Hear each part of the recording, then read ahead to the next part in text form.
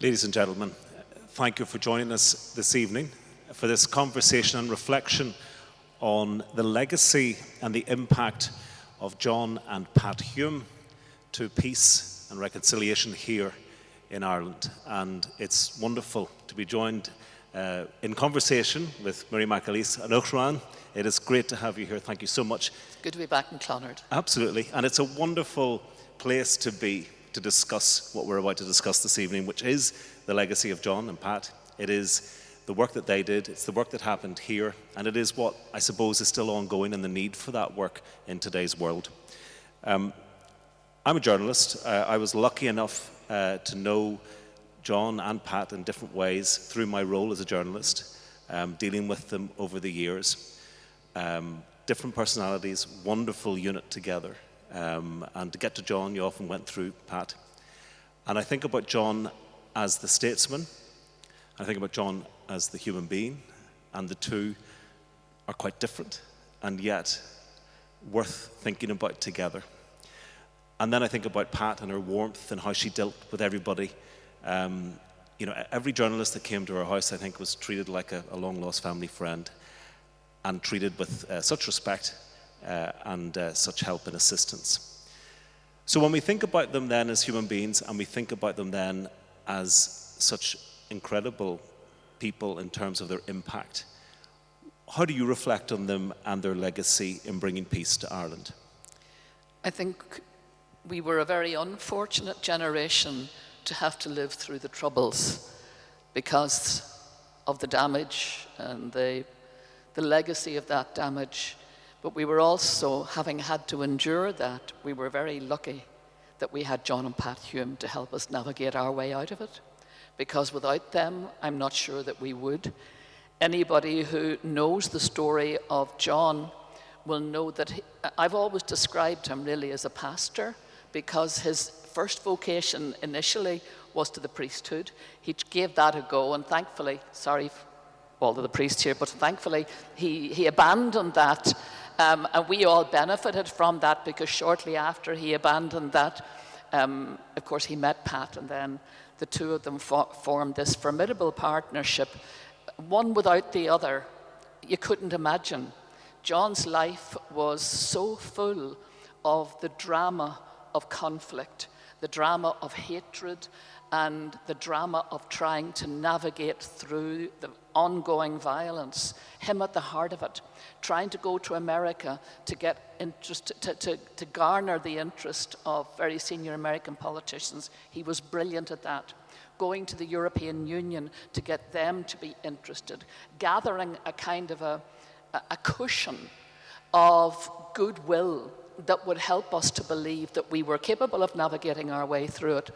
And in that, I mean, he had a big family at home in Derry, and he had to be sure that back home that family was being well taken care of, was being nurtured and loved, and that they had, as they said, as you heard John's son saying there, that he was their moral compass.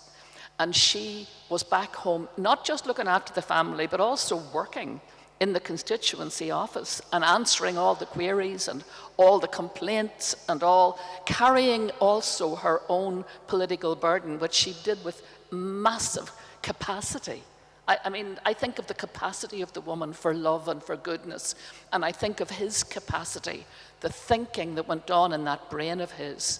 Anybody who knows the story of John will know that way back in 1963, he wrote an article in the Irish Times about the future of the island, and if you like, how we would get through the ongoing, because even then, of course, there was ongoing sectarianism and ongoing fear, and there were neighbours living beside neighbours who didn't know each other and didn't want to know each other.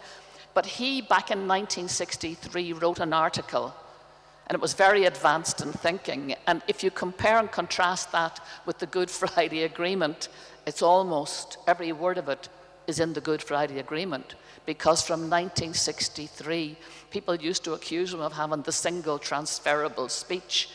And there was some truth in that, because the integrity of what he wrote then became real.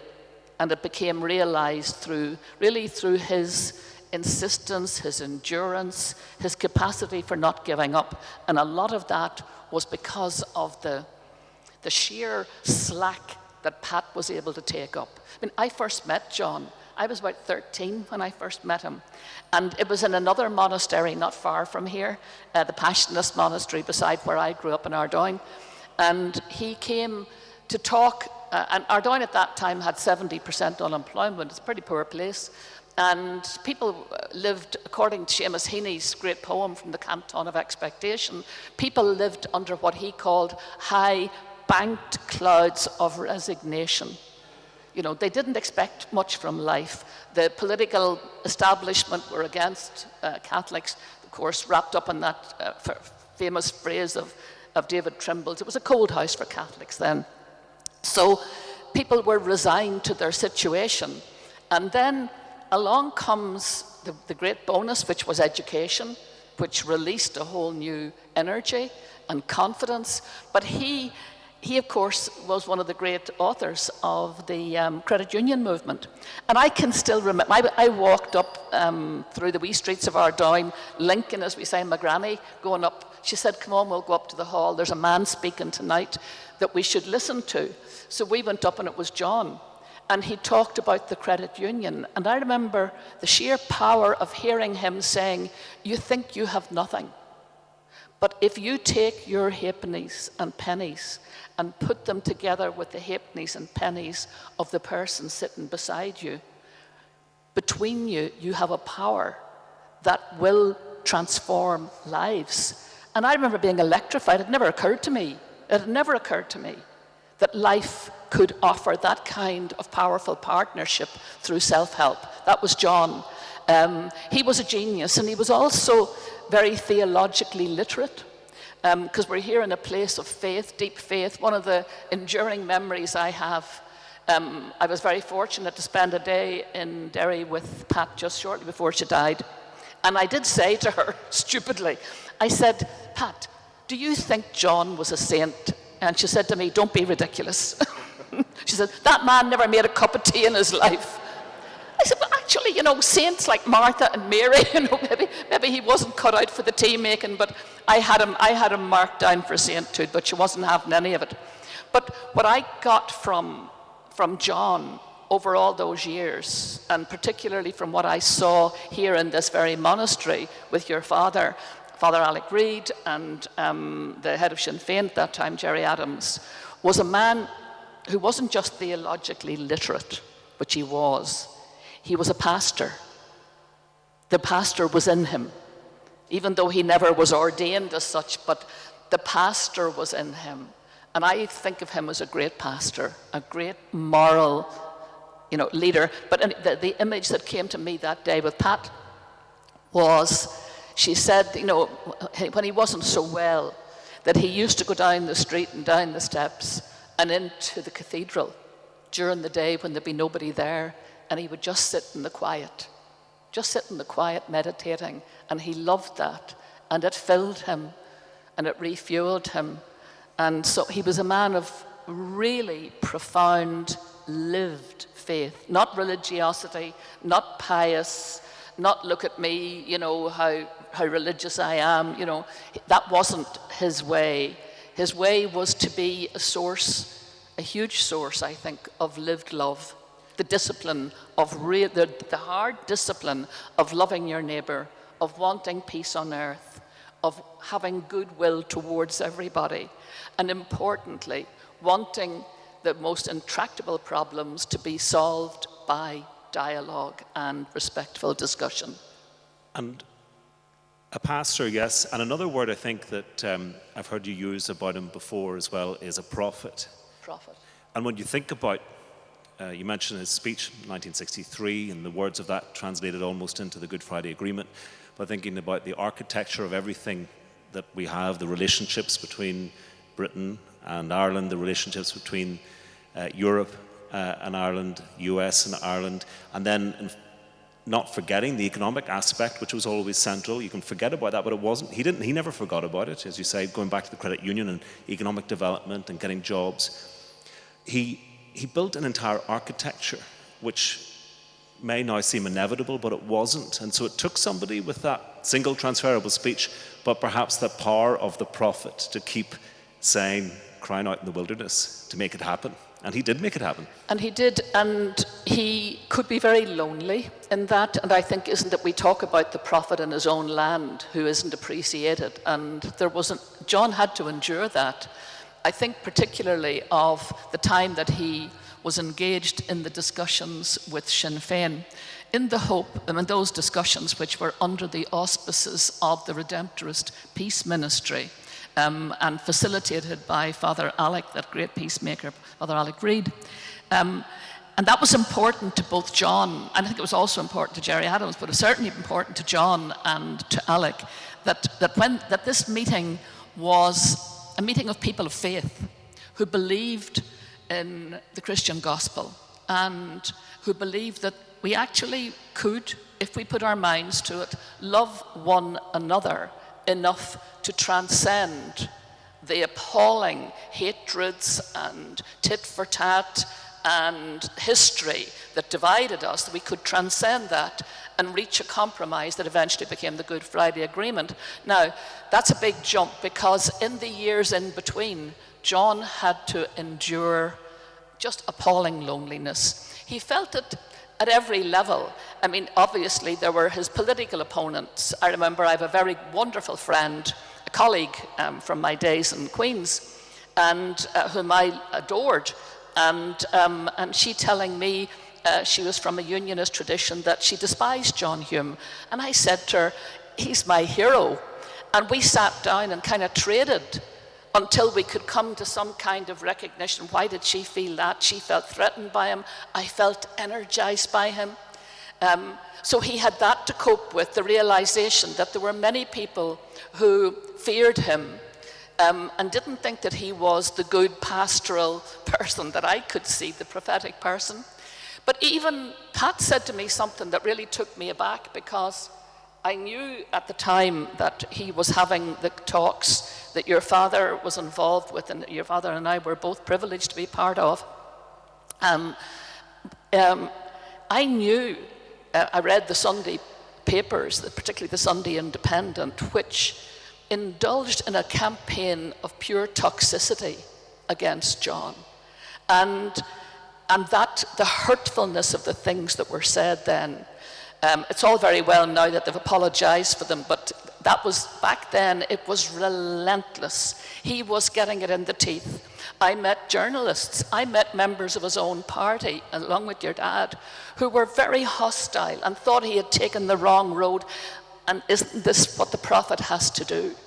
The prophet has to be capable of walking out on water and telling people, you won't drown. I mean, to go back to Seamus Heaney, there's a further shore we can reach from here.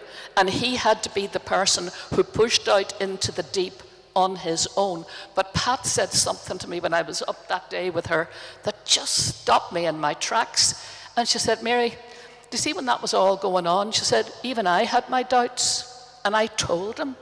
And she said the reason for that was every time I opened the door, there was somebody on the street who was a friend or a neighbour or a supporter saying, I think John's getting this wrong. I think John's going the wrong way.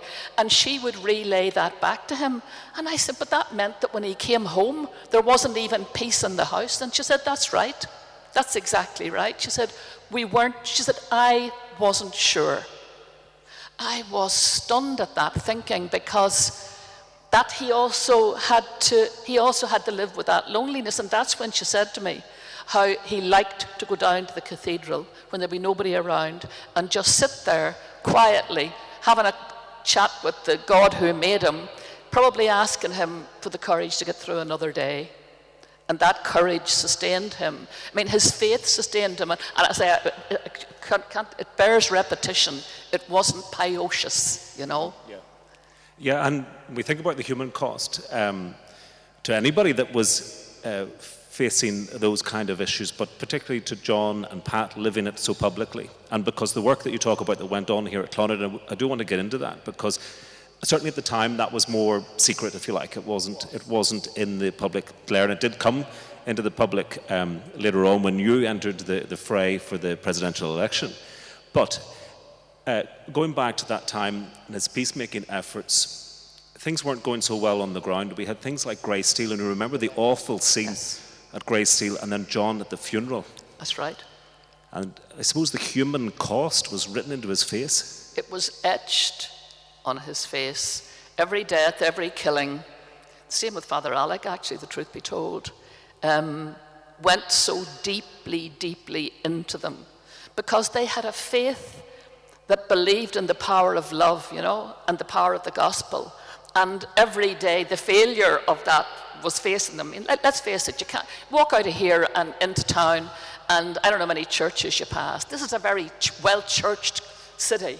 It's and the same right across the country. Here were Christians living cheek by jowl, but not living by the gospel. Now, that's, I know, probably a slight exaggeration, because there were many people and good people who were trying their best, but the gravitational pull of history and the gravitational pull of difference and different ambitions and different faith systems, different beliefs, was always dragging at us and making it really difficult to make the connection that the Christian gospel demanded of us, to love one another, peace on earth, to be good to each other, to be forgiving, to turn the other cheek. We weren't so good at that. John was. He was brilliant at that.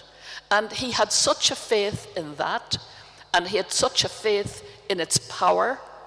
He also, going back to being a prophet, he knew that everything he believed in and that he hoped for, he believed it could happen, but he also believed that he had to invest in it right now, whether or not it happened in his lifetime. He had to plant the seeds in the hope and the belief and the faith that they would grow. In that regard, he was and remains for me the baton holder of the great Daniel O'Connell, who introduced a rather reluctant British Parliament. I'm not even talking about Catholic emancipation, because he was the great champion also of Presbyterians, of Russian Jews, of African American slaves. He was a man for human rights, but fundamentally, he was a man of peace. As a young man, he had been present in Paris during the outbreak of the revolution. When that genie came out of the bottle, he realized you're not going to get it back in again easily.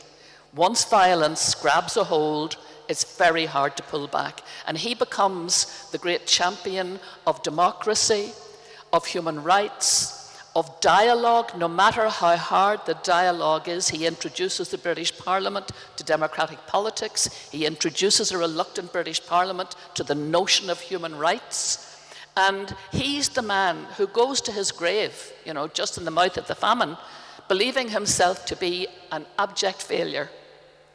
And John takes up that baton, because what Dan O'Connell wanted more than anything was the permanent reconciliation between those in Ireland who believe, and indeed elsewhere in the world, who believed that you could solve problems through violence. He firmly believed that that was counterproductive. It was a zero sum. But in Ireland, he wanted reconciliation between what I might call the constitutional way of doing things and the non-constitutional. He didn't live to see it. In fact, it worsened right the way through, the revolutions and rebellions and civil war and war of independence, and then campaigns of paramilitarism. But it was John Hume who took that baton and actually was the person. And we could see it happening here in this monastery, in a room just off here, as he shared his vision with Gerry Adams, in the hope that Gerry Adams would share that in a very persuasive way with the IRA, and that they would begin to believe, as Father Alec always said, that there would be an alternative strategy. And that strategy would bring them into politics and peace through partnership. And John knew, thank God he did live to see the Good Friday Agreement. even though it wasn't a complete process. I mean, the DUP stayed out of it for the next 7 years, but eventually came into it, thankfully. And John, this is where I can't begin to fathom the courage that says, keep going, don't give up, because there were many, many people who believed that where he was going was the wrong way, or even if it was a kind of a right way, that it would never get there, but he didn't. He had this single-minded focus, and I think we lived the vindication of his dream for us. You know, we lived that, and we're very lucky. Yeah, and I think all of that is very true, and I think, but also what is true is the human aspect to him, which was fascinating to watch up close sometimes. The disorganization, chaotic, and you know, amazing. No shortage of ego. Let's face it, politicians have ego. Well, you know, fair enough. But God lives. You know, God works in mysterious ways. Yeah. And you talked. In fact, I was just saying when we were in the parlour there, where your dad and I used to meet with John and Alec and Jerry Adams, and John was always late, and he'd arrive like with all his worldly goods in 2 plastic bags, and we would hear him shuffling along the tiles. And the last thing you would hear as the door would open would be Father Alex said, "For God's sake, nobody ask him how he is, we'll be here all day." And he was right, you would be there all day. So, yeah, look, had he flaws? Of course he had flaws. He was a human being, sure, we all have them. If the worst thing you can say about him was that at times he could be a wee bit of a hypochondriac, a bit. If he wasn't he entitled to be? And if at times he was regarded as egoistical, I'll tell you something, I've heard that said about him. I never saw it. I never saw it. And I was in the monastery in that engagement with John Hume. Very often I'd look at it, and I'm sure your dad would say the same, the enormous respect that Jerry Adams showed to John. John was the master. And he was teacher, he was pastor, he was prophet. He had an idea that he wanted to share, and that Jerry also was increasingly on that wavelength that took us from paramilitarism and murder and mayhem to peace through democratic processes. But John was giving him the language, the thinking, knowing perfectly well that if John had gone into the prisons and preached it to the prisoners, they wouldn't have paid a blind bit of notice to him. Jerry had that credibility and he had that conduit. But I always thought what a wonderful act of generosity it was that John was willing to sit there in that company, knowing that outside there was a cacophony of naysayers, and just stick with it, because he was so focused on its potential and the faith and belief that he could do what Dan O'Connell had not been able to do, what successive generations had not been able to do, to end that culture of paramilitarism and bring a reconciliation between the traditions of democratic pursuit of politics and the non-democratic, and harness all those energies along with the energies of those who were fighting each other, bringing everybody into what was essentially a communion, the communion that is the Good Friday Agreement, consensus-based, respect-based, parity of esteem-based. This is all John's language, you know. This is all John's language. Boy, he was a wonderful teacher. I just regard myself as inordinately privileged to have been close to him during those years. Inordinately privileged, too, to have seen the cost to him, the cost to Pat, and that they never counted it. They never counted it. The generosity of them. Give us a little bit more of the sense now, that the things that you can talk about, of what happened in that room. You had Jerry Adams coming to meet John Hume. You're sitting there, as you mentioned, my father was there as well. My dad was sitting in too. You're inputting, but you're watching this interaction between the inheritor of O'Connell, as you see him, John, with his single vision, trying to articulate that in a way that will persuade Gerry Adams, give him enough that he can then take that on and persuade others that violence has no purpose anymore. So tell us just anything that beyond that pupil-teacher thing that you've observed, anything else that you remember from those encounters that maybe we haven't heard before? I think one of the things that a starting point was John explaining something that he had discussed over and over with Father Alec, which was that the IRA, bear in mind by then, some of them would have been in prison for a couple of decades. And now maybe their children were coming through. And between John and Alec, they had talked about the fact that the IRA probably couldn't lose, neither could they win. The British government were also in a similar plateau. They couldn't lose and they couldn't win. And so in that moment, and also Alec was able to tell John Hume from his regular visits to the prison that the IRA were tired. And in that tiredness, there was an opportunity to try and insert fresh thinking. And Alec came up with the idea that it was inspired by John Hume of what I call the alternate strategy. The strategy which was, you can try and you can work towards your ambition for a departitioned, united Ireland, but if you do that, if you continue to do it through the use of violence, you will continue to go round in these endless circles that take you nowhere and simply provoke and unfortunately result in just even more raw hatreds and even more raw anxieties and frustrations and vengeances. But if you move out of that into a thinking which says that the idea of a united Ireland or a departitioned Ireland is, can be a noble idea. So start to fill out what that could look like if you were persuading people democratically. And that's what John had. But John had something even more than that, because he was able to internationalize it, to Europeanize it. This was a man, John Hume was a man, he's born and raised in the streets of Derry, Derry man to his fingertips. Everything was local with him, but my God, he had a global vision. He could explain the context of being able to bring in the heft of Irish America if the IRA were willing to take a chance on this alternate strategy. He was able to say to them, I've talked to these people, they'll get behind you.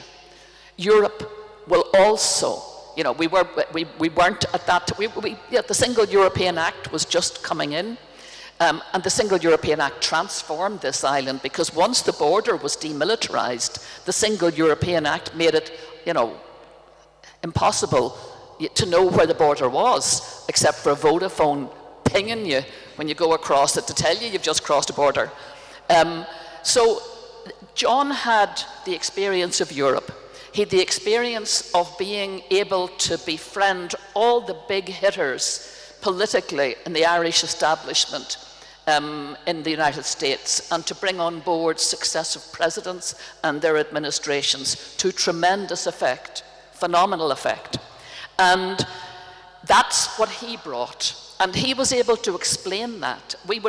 Jim and I would just sit and listen as he explained that, how when you put all those pieces together, you had this globalized picture that offered a prospect of new energies, new ideas, new alliances, and a new future. And we sat there. I remember talking to Jim afterward. The two of us were just mesmerized, because John could talk for Ireland, and I'm not too far behind him at times, but John could talk for Ireland, and did, because it was for us. Every word was for us. And Gerry, of course, in my opinion, watching that, and your dad and I would have talked about this sometimes when we were going around explaining to senior members of the SDLP and senior journalists what these talks were about, because they were misunderstood, and sometimes deliberately misunderstood. We would be saying, it was master and pupil. of that there is, and fair dues to Gerry Adams, who came in and humbly discussed with John Hume, how could you do this? How could you phrase that? Where would that take you to? And you could see the mutual respect. But importantly, like John, every word that came from John, you knew, had been honed on the fire of his thinking for the previous 30 years. You say some people mischaracterized what was happening. Maybe some people still today would say that process, you were the ones being used by, say, Sinn Féin or by the IRA in order to help get them off a hook, to help them supersede the SDLP, that you were duped. What would you say to that? I'd say history has proved them wrong, thankfully. And I'm glad of that, because you're right, I mean, there was risk involved. We had to make a leap of faith. My faith was in John. Always was, from I was 13. He was, and still remains, for me, the most heroic presence I have ever been privileged to be in. And I've been in the company of some really extraordinary people over the years, but to sit in the presence of John when he was in the full of his powers, and given that single transferable speech, you just knew the power behind it, the thinking, the goodness, the faith, the gospel, all packed in there. And every one of those words that he so carefully crafted not for himself, but for us. And if John was prepared to take that risk, your dad and I's view was, why wouldn't we do it for him and do it for us? It was simple as that. I mean, we had to hear that. I mean, we heard it from, unfortunately, we heard it from some of John's colleagues who he would have been shocked to hear the kind of things they said behind his back. And then on the other hand, it wasn't all his colleagues. Sometimes your dad and I would have been really very depressed coming out of some of those meetings. And then we would go, to other people. I remember, a great meeting with Joe Hendron, and coming out of it and thinking, oh, that was just so refreshing. That was so wonderful. Great guy. And there were others like that who we encountered. I think of the great Eddie McGrady as well, who were just, they probably had reservations, and they did. As people were entitled to have, but they had such faith in John and where he was going, they were never ever going to let him down. And so when you would meet people like that, I remember your dad and I coming out of meeting both of those guys, quite independently meeting them, and thinking, yes, there's real power in this, and this has the power to transform the weeks, the months, the years ahead. Don't know how long it was going to take. It took a long time. And there were wicked setbacks. You remember the awful bombing in London and Canary Wharf that set the whole thing back. And one minute you'd got the ceasefire, then you hadn't got it. And it was all very bitty and at times so strangulated that and John all the time trying to open up that strangulated thinking and saying, think of the bigger picture, think of the international, think of the global, think of the power and potential that is there that you're not really using and you won't be able to use until you embrace democratic politics. But coming out of meetings with some of the most wonderful of the SDLP, and some of them here tonight, we were refreshed by that. Yeah, I mean, I remember leaving the offices, the newsroom in the Irish News where I was working at the time, when the bomb warning for Canary Wharf came in. It was phoned into the Irish News, and nobody really, you follow procedure and you phone it through. Whoever had taken the call said, just got a call for a bomb warning there in London with a code word. We've passed it through to the police. But that was it. We thought, nothing's going to happen. Nobody really believed it. I don't think the police fully believed it, because there was a delay in actually following up on it. But that did change things. And I remember shortly after that being actually on a trip with John and Pat to the Washington sort of St. Patrick's Day events, and the 1995 conference, was it? This was later, because it was later. It was always post-Canary That's Wharf. right. It was the Canary Wharf. Sorry. Yes. But coming to that idea that it was a terrible setback, but he wasn't thrown off course. And I think what people maybe forget as well, that yes, of course, the SDLP, and he could see where this might at times be giving political energy to Sinn Féin, which would ultimately damage the party in some shape or form. He wasn't giving it away easily. You know, they were going to fight for every seat, and they did emerge after the first Assembly elections, of course. The SDLP were the dominant party. So he was still a politician, and quite a practical politician.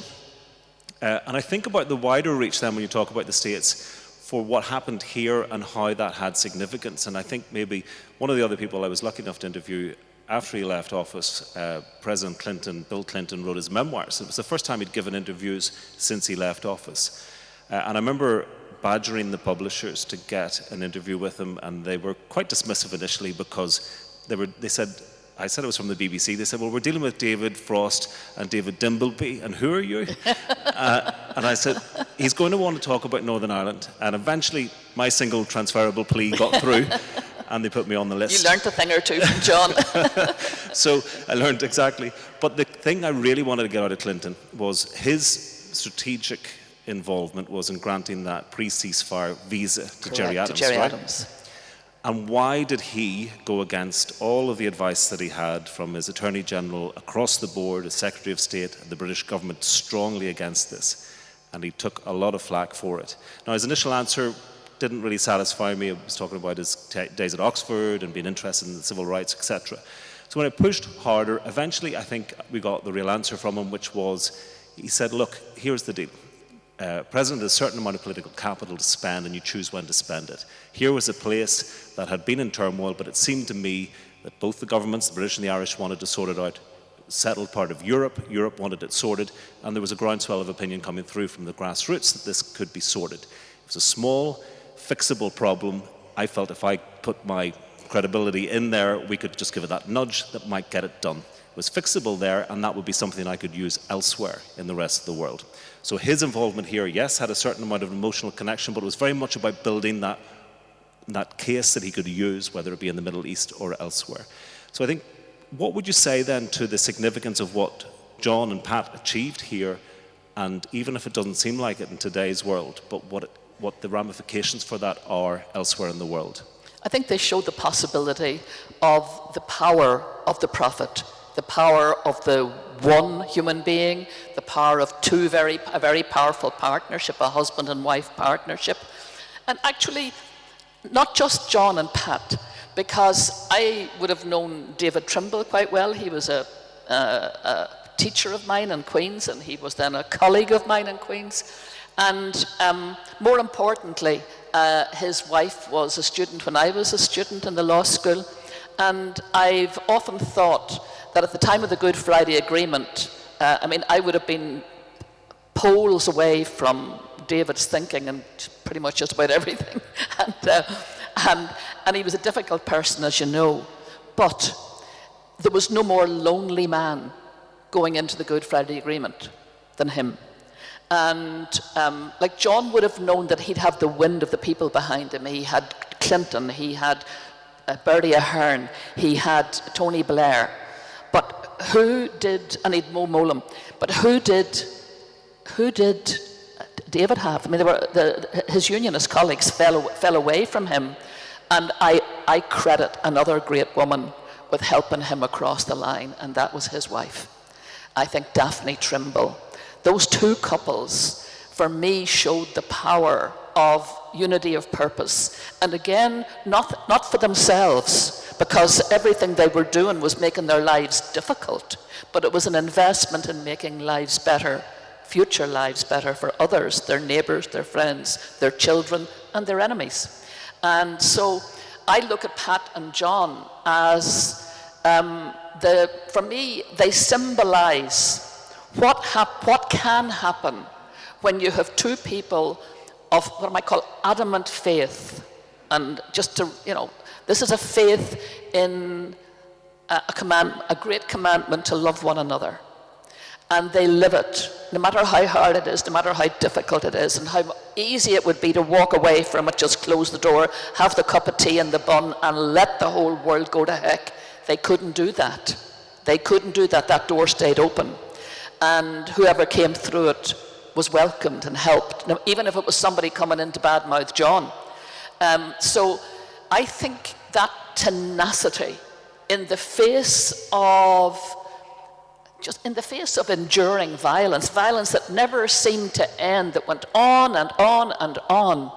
And somebody had to believe you could break through that. But belief was never going to be enough. You know, somebody said, like, hope isn't a plan. You had to have a plan. John had a plan. You used a term earlier there about the architecture. He was an architecture, a political architect of pure genius. Pure genius. And it was that genius that delivered what we now, are living with and working with. He always knew it was a process. It was never going to be a building that was finished and done and furnished. No, it was always going to be a change of thinking, a change of how we engaged with each other, a change of mood. And it would also be a change of temperament and language, how we engage with each other. Going back to that phraseology that David Trimble used about being a cold place for Catholics or a cold house for Catholics. Nowadays, the language is much softer. Funnily enough, I credit a man who hasn't had a good press recently, with George Mitchell, to whom we do owe a lot here still, because his language over those 6 years that he spent nudging the process along was a language of calm. We weren't used to that. We were used to raw, toxic language, sectarian things said. We weren't really used to language that enabled the growth of simple friendship even, or simple, not even necessarily respect, but simple engagement without breakdown. Because we were very used to engagement always getting so raw that it broke down. The number of agreements that just broke down, that never got past really, past go.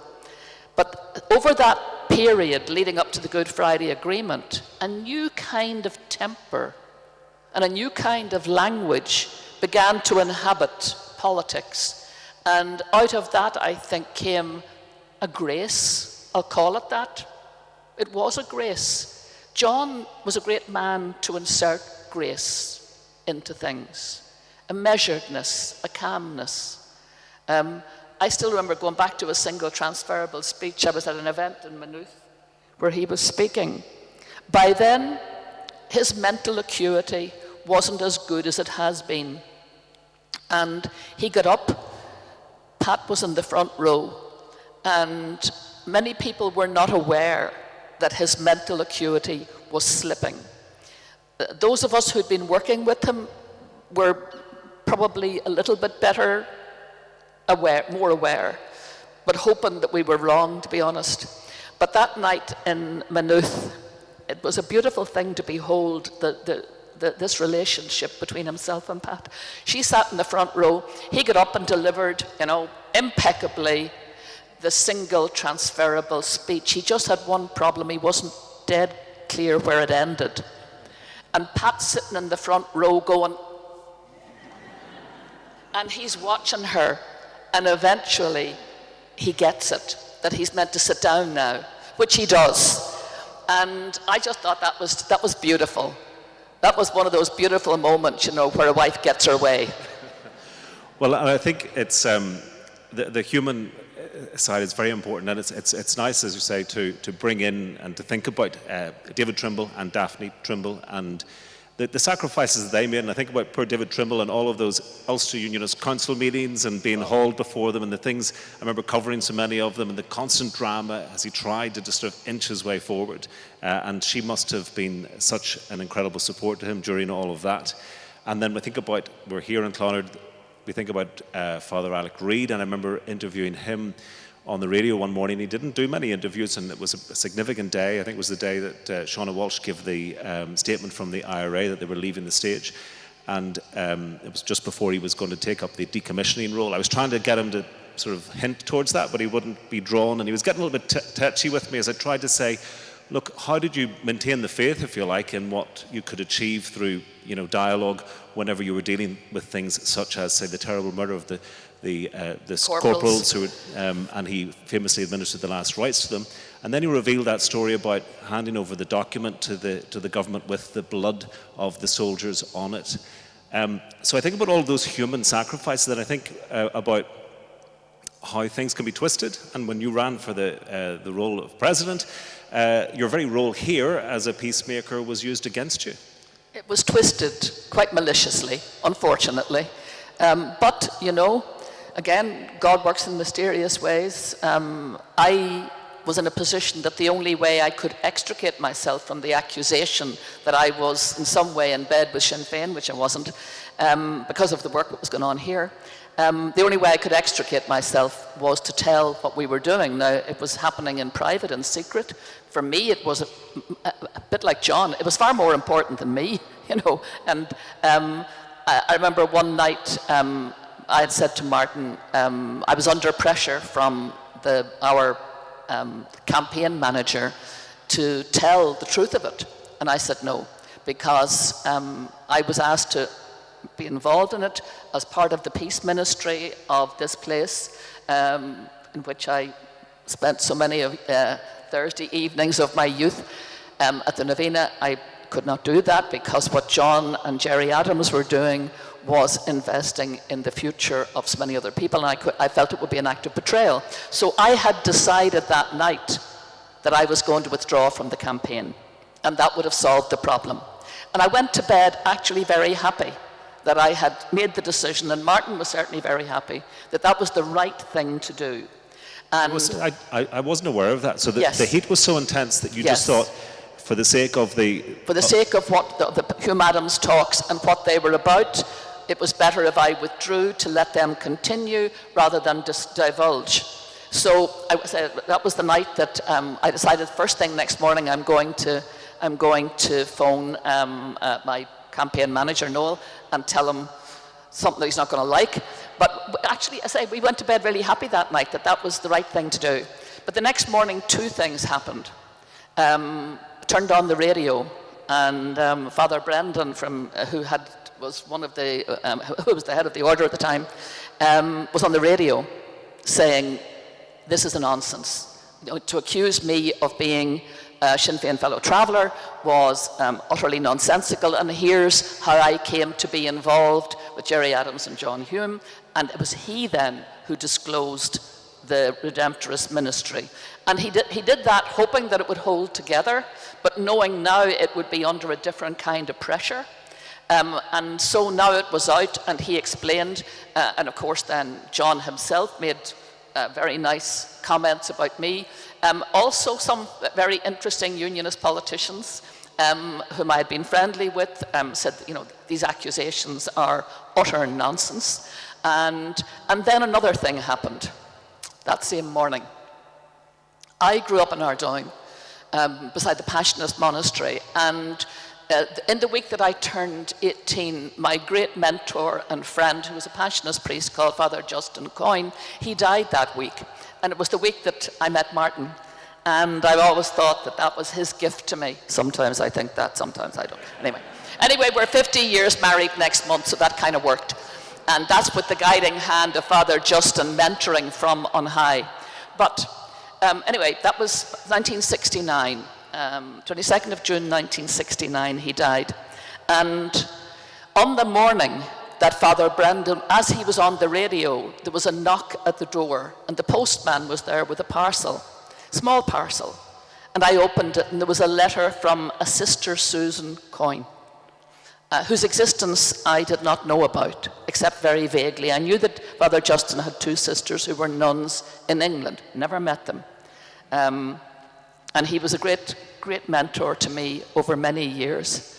And when I opened the parcel, it was a rather large crucifix, which Redemptorist priests have on the end of a kind of a rosary or a belt. And the letter said, I'm watching the election from England. She lived in Manchester, she was a teacher. And she said, I know how great a relationship you had with Justin, how often he talked about you, because we talked religion from I was about 12. I was fascinated always by religion, and the great thing about him was he let a child speak, and he let a child have ideas. He couldn't preach for Tuffy. He was a desperate preacher, shocking preacher. And you say he was a redemptorist? I thought they're supposed to be good at that. I know, he was a terrible preacher, but he had just the most beautiful heart, and more importantly, he was so respectful of the spirituality of a child. And he drove my brothers and sisters nuts, because he always arrived on a Sunday evening when they were in the middle of watching some film or other, and they always felt, oh God, we're going to have to talk holy stuff now. But I loved it. I liked all that. But the important thing about it was, she said in this letter, I thought you might need Justin's help. Now, that was 1997. He'd been dead the best part of, he was dead almost 30 years.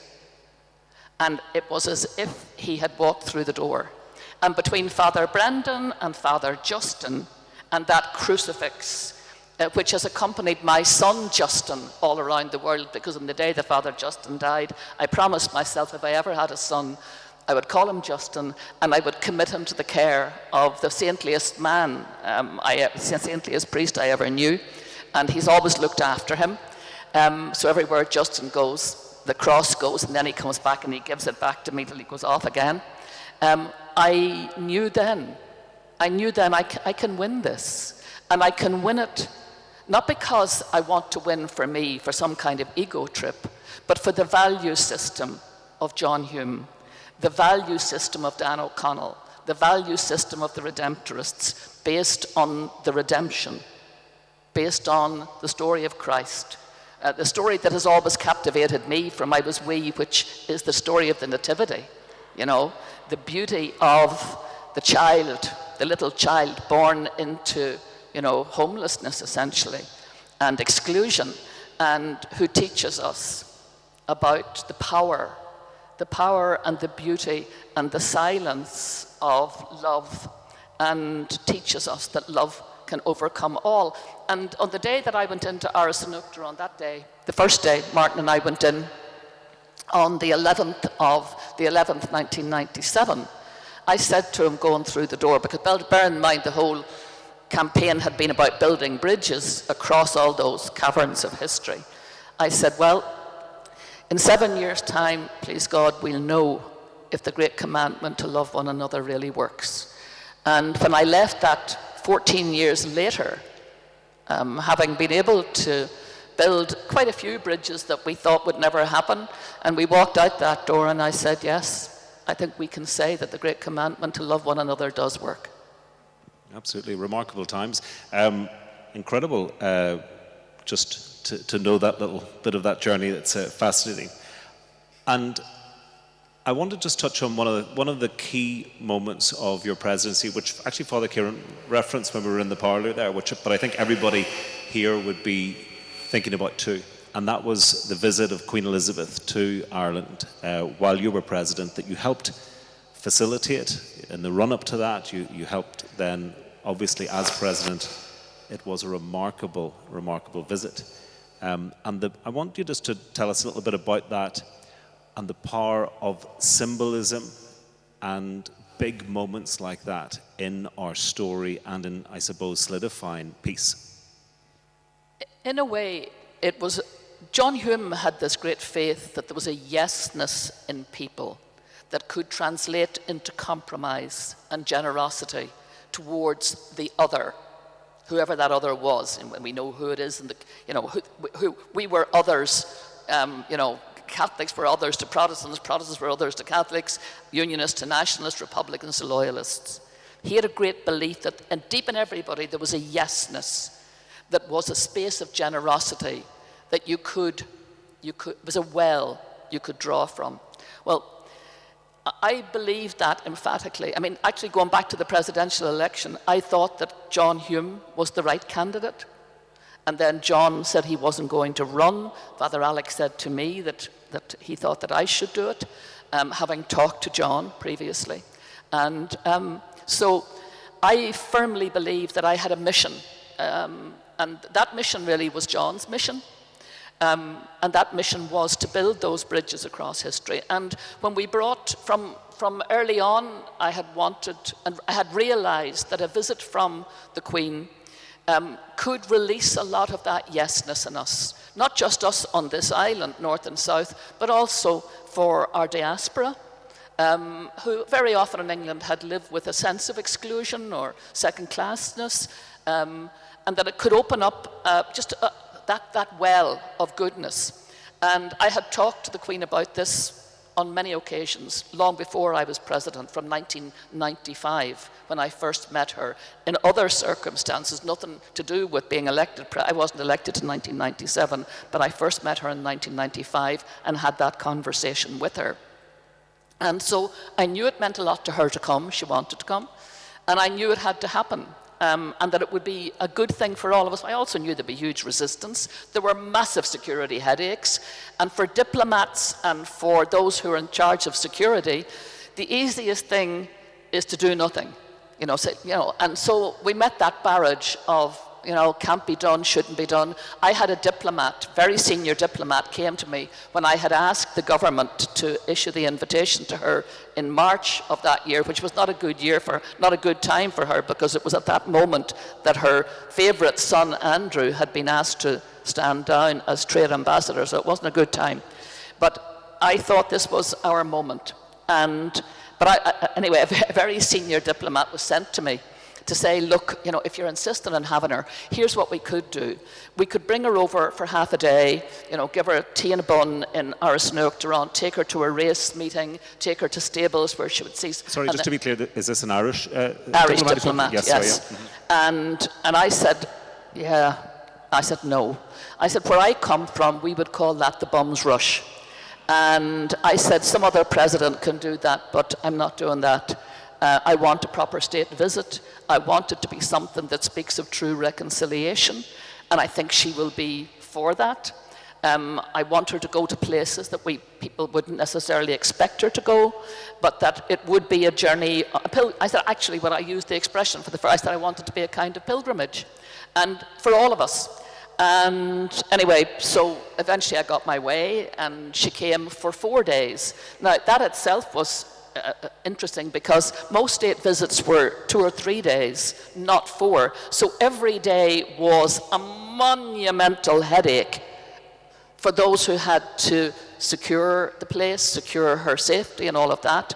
And yet by the 4th day, all the security had just fallen away. If you remember when she went to Cork, the people just came out and greeted her and shook hands with her, and there was a lovely, gentle, friendly rapport. By that stage, they liked her, and she had done her best. She made that speech in Dublin Castle, where remarkably she had used 5 Irish words, despite every diplomat on both sides, hers and ours, saying, no, you can't be doing that now, because if you get it wrong and it's the first thing they're going to hear and it's the only speech you'll make, and what if it goes horribly wrong? And I was saying, well, actually I'd take the risk. It's only 5 words, for God's sake, And she did. She trusted, and that's one of the things that I am amazed about, that she trusted me enough to do that, even though nobody told me until she stood up and said it. And I had written them out in the back of an envelope for the 5 words for a man who was a great friend, former British ambassador to the Holy See from County Down, Francis Campbell. And Francis came by the Irish after it had been decided there would be no Irish, and I would never raise the subject again. It was now firmly closed. And he said to me, you said to her secretary, who had been sent over to create a kind of a channel between the two of us, and I had said it to him, and he said, look, Mary, it's not a great idea. It could all go horribly wrong. And I said, you know what? I was only talking about 5 words anyway, so let's leave it. And then Francis Campbell arrives in, and he said to me, what were the 5 words? And I said, you know what? Do you see, if you raise this with Her Majesty, I'll carry the head off you, because it's closed, and I don't want her to think that I'm a nag. that can't take no for an answer. And he said, no, it's not for me. He said, it's not for her. It's just for her then assistant personal private secretary, a guy called Edward Young. He just said afterwards, why didn't I ask her what the 5 words were? At least I'd have the record. And he took out a grubby envelope from his pocket and he said, write them out there. So I did. And the next time I heard them was in Dublin Castle with his Ranafast intonation, because he and I both went to the Gaeltacht in Donegal, and amazing. So look, people take risks, and each in doing that, they reveal a yesness, as she did. When she left Ireland, she left from Cork after the 4 days, and she got the biggest post bag of any state visit in her then over 60 years as Queen. And I got a load of letters as well. But one of the letters, one of the girls in the office came in and said, you have to read this. And it started off, it said, I'm a 90-year-old Republican, and I've no time for the monarchy. And in particular, I've no time for the monarch next door. And I thought you were wrong to invite her. And I thought, oh dear, this is not going to end well. And then she said, but I turned the TV on when she touched down in Sir Roger Casement Aerodrome. And I thought to myself, okay. And then I saw her wearing a green outfit, which was the first of about 10 green outfits she wore for the trip. I mean, a lot of thought had gone in to being respectful in every way, and even including the shamrocks on the dress she wore in the castle. But then the lady said, it was a lady writing the letter, and she said then, over the 4 days, I didn't turn the TV off. She said it nearly spontaneously combusted. She had it on so much. And then she said the Queen left from Cork Airport, and I wished her well and safe home. And then I said to myself, you know what? These 4 days were choreographed by the angels. And I said, if you knew some of the blessed angels, you wouldn't be saying that. But on the other hand, like I said, one of life's great lessons is the Lord works in mysterious ways. That's lovely. And yeah, what a conversion. And as you say, release the yesness. The goodness that's there, that wants to be united, across all those vanities of history. Now, we're running a little bit over time, so I will indulge you for just a couple of questions, because I want to involve those that are connected with Clonard, and a couple of questions. So can I ask for a couple of shortish answers on these ones? Good luck. So the first one is from a member of Clonard's youth ministry.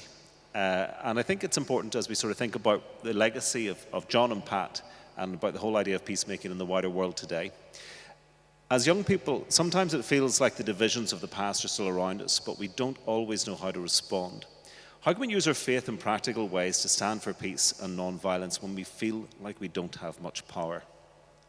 Just remember the power of that one man, John Hume, starting back in 1963 with so little, no money, and just an idea. And the idea was so strong in integrity and courage and decency and goodness that it sustained all the slings and arrows that were flung at him and flung at the community, and that the community did to itself and did to each other, and that he steered through that. The famous occasion on Bloody Sunday, he just, remember he just got so angry. He wasn't a man given to anger generally, but he did, which in a way showed again the humanness in him. And yet he was able again to move beyond that and to keep focused on the prize that was going to be peace and partnership and a culture of good neighborliness, a culture we could talk about simple things and we could talk about hard things and we wouldn't break down. So what I'd say to young people is, decide what your value system is. What is it that inspires you? What is it that you want to say to the world? And just keep saying it every way you can. Sooner or later, it will be taken seriously. It could be later. It could be long after you're gone. But the important thing is that you planted it. You planted it. Yeah, and I think that is a lesson when we think, because what we have today was not inevitable, and it certainly didn't look plausible or or probable whenever people like John Hume were pushing it. And yet, we have this progress. So another question from a member of the Northern Ireland Interfaith Forum. It's a little bit long. I'll read it out because it sets the context. And it's rather than just the specifics of this, I think it speaks to maybe that whole issue of how can you use non-violence in a world which at times and in certain places is just so violent. So the question is, for nearly 200 years, the Baha'i community in Iran, the country's largest non-Muslim religious minority, has faced systematic state-sponsored persecution. Despite a core religious principle of political non-interference and loyalty to the government, they are frequently scapegoated during national crises. Most recently, in early 2026, the Iranian government has used forced confessions and state propaganda to falsely link young Baha'is to violent riots, leading to a new wave of arrests and potential executions. The Baha'i community describes its response to persecution in Iran as constructive resilience. In an environment where non-violence is met with relentless state violence and false accusations of subversion, what spiritual or practical frameworks can be shared with Iranian youth to sustain their commitment to constructive resilience without falling into despair or reactive aggression? We know this story, not just the story of the Baha'i, but the fundament of our Christian faith is exactly that story. It happened to a man called Jesus Christ, didn't it? A man whose life offended the powers that be. One man. And the movement that he created, which was a movement that insisted on the commandment to love one another, to forgive, to turn the other cheek, that scared the living wits out of political hacks and the powers that be of his day that couldn't cope with something as innocent as demanding a commandment of love. And so they turn him into, they say he's a subversive, they regard him as a terrorist, they try him in a false trial, and they execute him. And what does he do? He tells, if you remember in the garden, when Peter comes to and cuts the centurion's head, or centurion's ear, and Christ says to him, don't do that. Just don't do that. That's not what we're about. Let that go. And here's a man who can transcend with love the worst that hatred and stupidity and vanity and power and greed can create. So those of us who come from a Christian tradition, we know this story. And we believe, don't we? Or so we claim.